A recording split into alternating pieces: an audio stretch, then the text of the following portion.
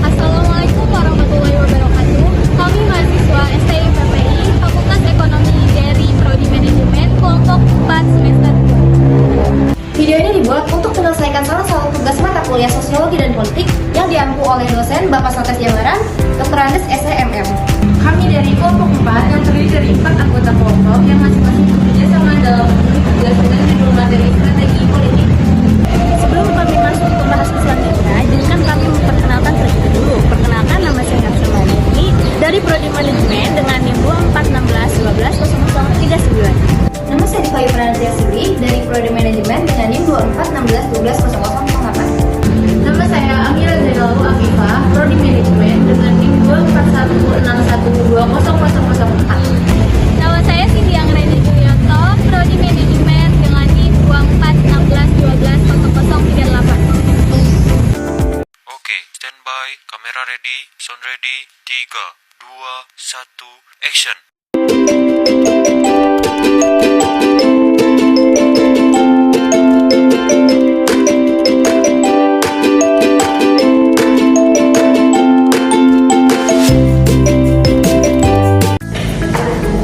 Di dalam pertempuran politik kita kan harus punya strategi ya, bukan hanya menyerang tapi juga mengantisipasi lawan dan mempersiapkan alat untuk menghadapi reaksi mereka. Itu yang disebut strategi, sedangkan taktik adalah tindakan langsung melawan musuh dan menjawab reaksinya. Betul Amira, strategi adalah mencegah secara besar, sedangkan taktik adalah mengalahkan musuh di lapangan. Tapi strategi juga dipengaruhi oleh bagaimana senjata politik itu dikonsentrasikan atau tersebar. Maksudmu senjata politik itu seperti kekuatan atau alat perjuangan? Bisa saja semua kekuatan yang dipegang satu kelompok atau tersebar di berbagai kelompok sosial. Tepat, ada dua jenis masyarakat yang senjata politiknya berkonsentrasi pada satu kelas atau kelompok, dan yang senjatanya tersebar di berbagai kelas.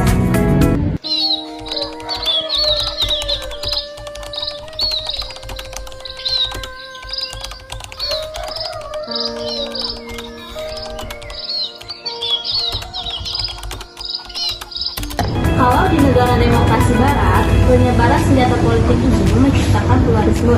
Itu salah satu cara paling efektif menjamin kebebasan dan demokrasi. Tapi penyebaran senjata politik juga bisa membingungkan karena ada banyak pusat pengambilan keputusan. Kadang malah bisa berujung pada kediktatoran kalau tidak dikelola dengan baik.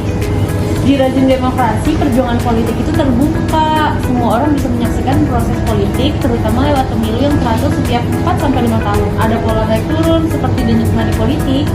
Berbeda dengan autokrasi, di mana perjuangan politik harus tersembunyi. Konflik politik sering diselesaikan lewat konflik non-politik seperti seni, sastra, atau musik.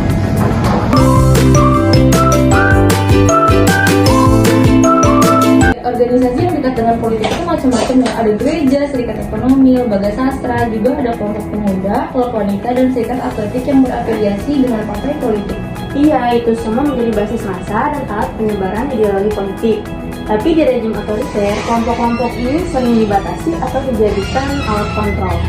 Di rezim otoriter, kelompok yang bisa hidup hanya jika rezim dianggap tidak tertahankan oleh sebagian besar rakyat dan ada harapan nyata untuk memulihkannya.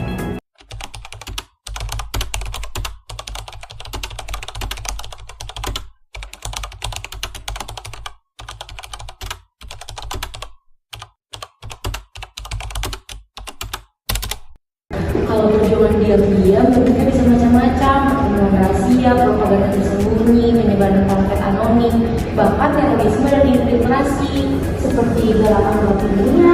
Misalnya, yang di gereja di kota Kobe, cara menari di Italia, tangan di Serbia, atau gerakan melawan Eropa saat Perang Dunia Kedua. Gerakan-gerakan itu muncul karena tidak ada ruang bagi perjuangan terbuka. Mereka harus berjuang dalam bayang-bayang. Ini menunjukkan bahwa strategi politik harus disesuaikan dengan kondisi rezim dan masyarakat. Tidak semua perjuangan bisa dilakukan secara terang. Jadi, strategi politik itu tentang bagaimana merencanakan perjuangan besar dengan memperhatikan kondisi senjata politik, jenis masyarakat, dan bentuk perjuangan yang memungkinkan. Dan di dalam demokrasi, perjuangan terbuka dan siklikal itu menandai semua sistem politik. Sedangkan di autokrasi, perjuangan tersembunyi dan gerakan gelap menjadi pilihan terakhir. Kita harus paham kapan harus bertarung di area terbuka dan kapan harus berhati-hati dalam bayang-bayang. Karena politik itu kompleks, tapi dengan strategi dan taktik yang tepat, perubahan itu bisa diraih. Cukup sekian video yang kita hadirkan di depan dengan tema strategi politik. Kurang lebihnya mohon maaf. Bila taufiq wal hidayah. Wassalamualaikum warahmatullahi wabarakatuh.